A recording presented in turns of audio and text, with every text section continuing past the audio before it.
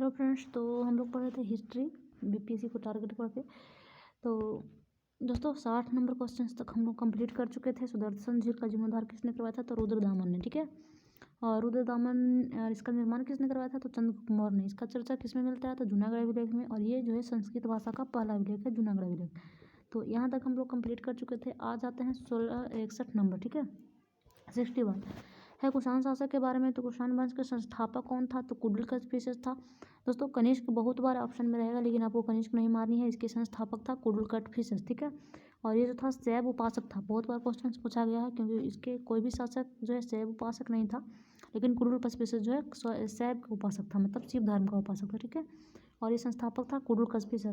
अब आता है कुषाण वंश का सबसे प्रमुख शासक कौन था? तो ये था कनिष्क। इसने राजधानी बनाई थी पुष्कर। इसका दो राजधानी था, पुष्कर या पेशावर, और दूसरा था मथुरा। ठीक है, पता नहीं दोस्तों आज बार बार मतलब क्या हो जा रहा है। तो हम लोग पढ़ रहे थे यहाँ पे। ठीक है, बोल रहा है शक संवत किसने चलाया? तो शक संवत ने चलाया था कनिष्क ने। ये बहुत इंपॉर्टेंट क्वेश्चन है। 78 AD में, मतलब 78 ईस्वी में जो है शक संवत का मतलब चलाया गया था। किसके द्वारा? तो कनिष्क के द्वारा। आज जो हमारा राष्ट्रीय कैलेंडर है जो इसी शक संवत के आधार पर, मतलब शक संवत पर आधारित है। और हम लोगों को जो भी जो है डेट मेंशन किया जाता है शक संवत पे ही किया जाता है, क्योंकि हमारा जो सरकार है वो इसी शक संवत के आधार पर राष्ट्रीय कैलेंडर चलाता है। ठीक है, बोल रहा है चौथी बौद्ध संगीति किसके शासनकाल में हुआ था? तो ये भी कनिष्क के शासनकाल में हुआ था। 102 AD में आपको पढ़ा चुके हैं। अध्यक्ष थे वसुमित्र और उपाध्यक्ष थे अश्वघोष। याद आया आपको? बोल रहा है शल्य चिकित्सा के जनक कौन थे? तो शल्य चिकित्सक के जनक थे सुश्रुत। और शून्यवाद के जनक कौन थे? तो शून्यवाद के जनक थे नागार्जुन। तो दोनों बातें आपको याद रखनी है। शून्यवाद के जनक नागार्जुन, शल्य चिकित्सक के जनक सुश्रुत। आगे बढ़ रहा है सर्वाधिक सोने की सिक्का किसने जारी किया था? अगर सर्वाधिक शुद्ध सोने का सिक्का, शुद्ध सोने का सिक्का, तो यह हो जाएगा कुषाण वंश।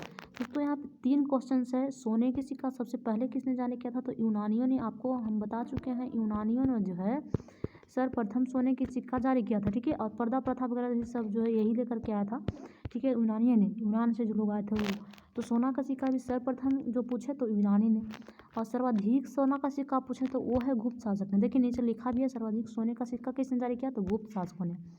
वही अगर सर्वाधिक शुद्ध सोने का सिक्का कहे तो किसने है? कुषाण शासक ने। अगर सीसा का सिक्का कहे तो सर्वप्रथम सीसा का सिक्का आपको पढ़ा चुके हैं, सातवाहन शासक ने जारी किया था। ये सभी क्वेश्चंस काफ़ी इम्पोर्टेंट है।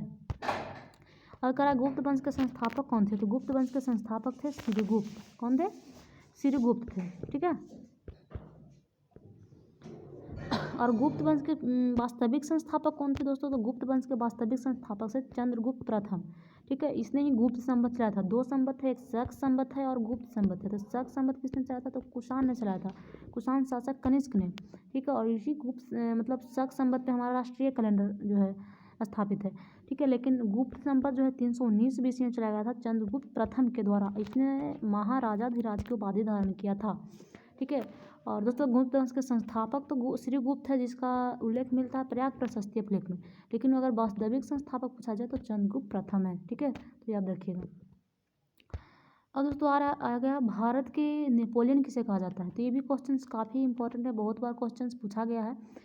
ये है समुद्रगुप्त। ठीक है, भारत को नेपोलियन समुद्रगुप्त के कहा जाता है। और ये ब्रैकेट में बिसेट स्मिथ क्या लिखा है? तो बिसेट स्मिथ के द्वारा ही भारत का नेपोलियन कहा गया है। किसको? समुद्रगुप्त को। तो किसके द्वारा कहा गया? तो बिसेट स्मिथ के द्वारा। इसीलिए जो है मतलब यहाँ पे ब्रैकेट में हम लिख दिए हैं बिसेट स्मिथ, इसने कहा था भारत का नेपोलियन समुद्रगुप्त। ठीक है, आगे करा फाहियान किसके शासनकाल में भारत आया था? तो फाहियान जो है चंद्रगुप्त द्वितीय के शासनकाल में भारत आया था।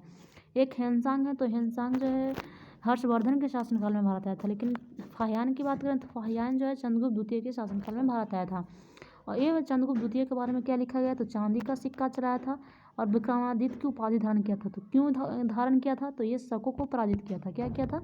शकों को पराजित किया था। शक बहुत मतलब क्रूर टाइप के लोग होते थे और किसी से मतलब पराजित कोई नहीं कर पाया था। तो चंद्रगुप्त द्वितीय ने यहाँ पे इसको पराजित कर दिया था, और इसको पराजित करके विक्रमादित्य को उपाधि धारण किया और चांदी का सिक्का भी चलाया था। ठीक है, तो 2 चीज़ आपको याद रखनी है। फाहियान इसके शासनकाल में ही भारत आया था। दोस्तों फाहियान और हेनसांग में कन्फ्यूज मत होइएगा। देखिए हेनसांग, देखिए ह से हेनसांग होता है। ठीक है, देखिए ह से जो है हेनसांग होता है, ह से हर्षवर्धन होता है। तो इससे आपको याद रखना है कि ह्वेनसांग आया था हर्षवर्धन के काल में, और अगर जब ये को याद हो गया तो दूसरा है फाहियान, दोनों एक ही तरह का नाम रखता है। तो फाहियान सिंपल सी बात है, बच गया चंद्रगुप्त द्वितीय।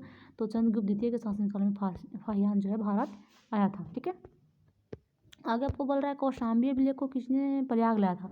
तो देखिए अकबर जो है ना, अकबर वो कौशाम्बी में एक अभिलेख था। ये किसका अभिलेख था, तो मतलब ये अभिलेख था शायद अशोक का। ठीक है, तो इसके द्वारा मतलब इसका अशोक था या अशोक ही था शायद। तो इसके द्वारा जो है अकबर को ये अभिलेख जो है अकबर प्रयागराज में ले आया था। ये कारूबाकी था। ठीक है ना, कारूबाकी उसकी पत्नी थी ना, पत्नी थी, और कारूबाकी के द्वारा ही लिखवाया गया था कौशाम्बी अभिलेख, ठीक है, खुदवाया गया था। तो आपको याद रखिए कारूबाकी के द्वारा खुदवाया गया था, और इसको जो है अकबर प्रयागराज में लेकर के आ गया था। एक और था दोस्तों फिरोज शाह तुगलक को मेरठ अभिलेख को दिल्ली ले गया था। ठीक है, दो था, एक मेरठ में अभिलेख था, ये भी काफ़ी इंपॉर्टेंट क्वेश्चन है, मेरठ है, एक है टोपरा। ठीक है, तो मेरठ और टोपरा में भी ये अभिलेख था। तो उसको दोस्तों मेरठ अभिलेख को टोपरा अभिलेख दोनों अभिलेख को जो है दिल्ली मंगवा लिया था। कौन, फिरोज शाह तुगलक। तो जब हम फिरोज शाह तुगलक पहुँचेंगे ना तो वो वहाँ आपको पढ़ाएंगे, और ये क्वेश्चन भी फिर शायद दोबारा आया अकबर पढ़ाएंगे तो।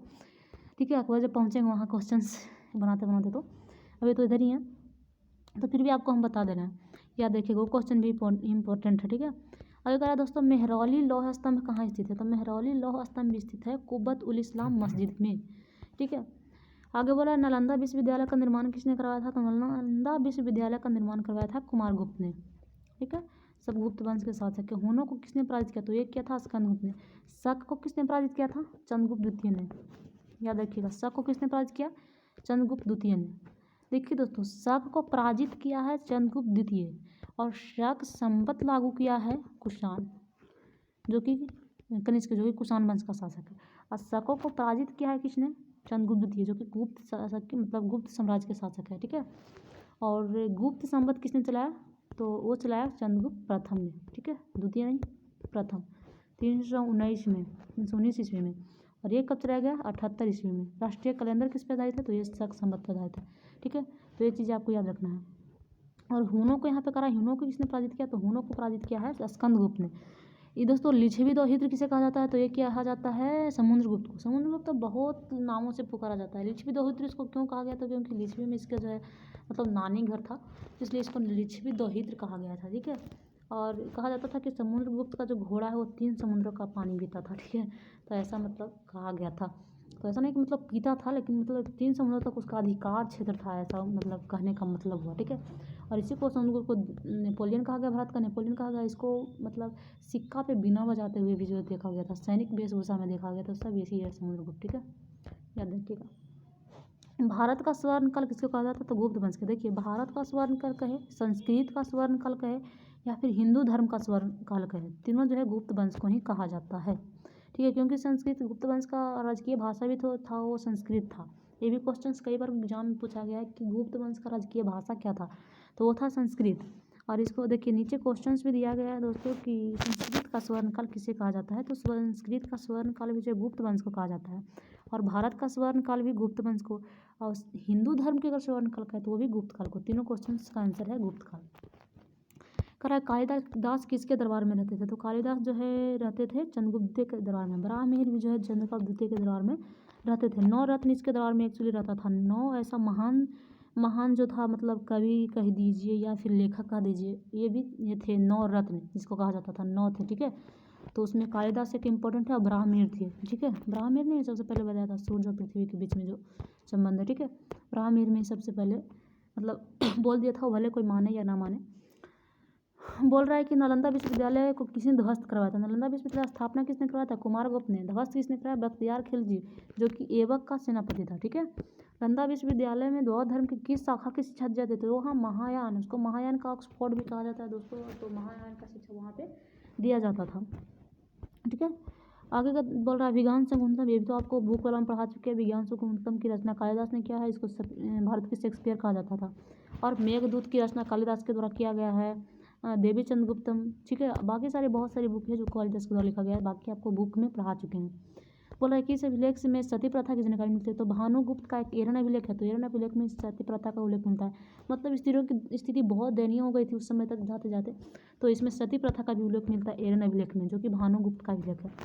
अब बोल रहा है दोस्तों कृषि मतलब यहाँ पे अर्थव्यवस्था का आधार क्या था, तो कृषि था। अब देखिए पहले क्या कहें, मोहनजोदड़ो में क्या था, व्यापार था, ठीक है। और फिर उसके बाद बौद्ध का क्या बोलता है तो यहाँ पे क्या है, कृषि है, ठीक। कृषि से ही दोस्तों मतलब वहाँ पे आय आती थी, अर्थव्यवस्था आधारित थी। बोल रहा है गुप्त काल के प्रमुख बंदरगाह क्या है, तो ताम्रलिप्ति प्रमुख बंदरगाह है। और वही प्रमुख व्यापारिक केंद्र की बात करें तो है उज्जैन। तो दो चीज़ें आपको याद रखनी है, एक आपको बताया थे दोस्तों मौर्य काल के प्रमुख बंदरगाह क्या था, प्रमुख बंदरगाह क्या था, बताइए, क्वेश्चन से आपके लिए, ये हम आपको पढ़ा चुके हैं। मौर्य वंश के कौन था प्रमुख बंदरगाह, बताइए, तो भ्रौज था, ठीक है, भ्रौज था ना, याद है। और गुप्त वंश के कौन है, ताम्रलिप्ति। ये था व्यापारिक केंद्र क्या है, उज्जैन। बोला गुप्त काल में स्वर्ण सिक्के को क्या कहा जाता था, तो स्वर्ण सिक्का को कहा जाता था दिनार, और चांदी के सिक्का को रुपये का कहा जाता था। ये देखिए दोस्तों, ये तो आपको बता चुके हैं। भाषा कौन सी थी, तो संस्कृत थी। तो किसके शासनकाल में, बोल रहा है किसके शासनकाल में गुप्त वंश का अंत हो गया, किसके आक्रमण से अंत हुआ, तो हुने के आक्रमण से, ठीक है। तो हुनों का आक्रमण, हालांकि हुनों को एक बार पराजित भी किया था, वो था स्कंदगुप्त था ना, पराजित किया था, लेकिन फिर उसके बाद हुनों का आक्रमण से ही गुप्त काल का अंत हो गया। बोल रहा है पुष्यभूति वंश के संस्थापक कौन था, तो यह था पुष्यभूति। इसने राजधानी बनाया था थानेश्वर। यही दोस्तों इसी को कहा जाता है वर्धन वंश, जिस हर्षवर्धन का नाम सुने ना, इसी वंश का था। तो वर्धन वंश का संस्थापक कौन था, तो पुष्यभूति था। बहुत बार क्वेश्चन पूछा गया है। पहले इसका राजधानी था थानेश्वर, लेकिन जब हर्षवर्धन आया ना तो इसका राजधानी बना दिया कन्नौज। तो वर्धन वंश का बोल रहा है प्रतापिक शासक कौन था, तो था हर्षवर्धन, और इसने फिर राजधानी बना दिया था कन्नौज, ठीक है, तो याद रखिएगा।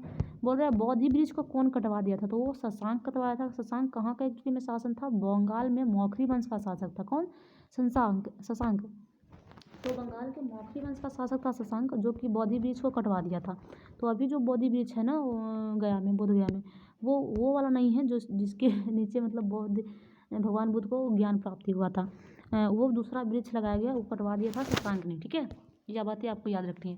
बोल रहे हर्षवर्धन के दरबारी कवि कौन था, तो बाणभट्ट पुस्तक आपको कादम्बरी और हर्षचरित्र दोनों याद रखने हैं। हर्षवर्धन का दरबारी कवि था बाणभट्ट, और बाणभट्ट ने दो पुस्तकें लिखी है, कादम्बरी लिखी है और दूसरा हर्षचरित्र लिखा है, ठीक है। दोनों आपको याद रखनी है। ये आपको पुस्तक वाला भी मतलब बता चुके हैं। शिव की किसकी रचना है, तो हेनसांग की रचना है। हेनसांग किसके दरबार में भारत आया था, याद है ना आपको, हर्षवर्धन, दोनों हाँ है, याद है। तो नीचे ये भी दिया गया है किसके दरबार में भारत आया, तो हर्षवर्धन के काल में। और शिव की इसकी रचना का नाम है हेनसांग की रचना, शिव की। और हेनसांग को ही दोस्तों कहा जाता था यात्रियों की राजकुमार या फिर नीति का पंडित। इसी के कहा जाता है कि दोस्तों हेनसांग जो था नालंदा विश्वविद्यालय में स्टूडेंट भी रहा था और टीचर भी रहा था। पहले स्टूडेंट के रूप में पढ़ा वहीं, और फिर टीचर भी वहीं बन करके आया था। तो ये ऐसा भी आदमी था हेनसांग। तो इसको कहा जाता है यात्रियों का राजकुमार, नीति का पंडित, सारा इसी को कहा जाता है। आगे बोल रहा है कि पुलकेशिन द्वितीय किसने पराजित किया था, मतलब पुलकेशिन द्वितीय को किसने पराजित किया था। पुलकेशिन द्वितीय को हर्षवर्धन ने पराजित किया था, ये लौह अभिलेख में मिलता है। तो ये बातें आपको याद रखनी है। आज के लिए बस दोस्तों इतना ही। बाकी हम आपको क्वेश्चंस मेंशन नहीं कर पाए हैं, क्योंकि बुक वाला क्वेश्चन जो है आपको पढ़ा रहे थे, तो इतना आपको ध्यान देना। आज बुक की भी जो है मतलब एक वीडियो मतलब अपलोड की गई है प्रमुख पुस्तकें से रिलेटेड, तो वो आपको आज देख लेनी है, पुस्तक से रिलेटेड वाला वीडियो।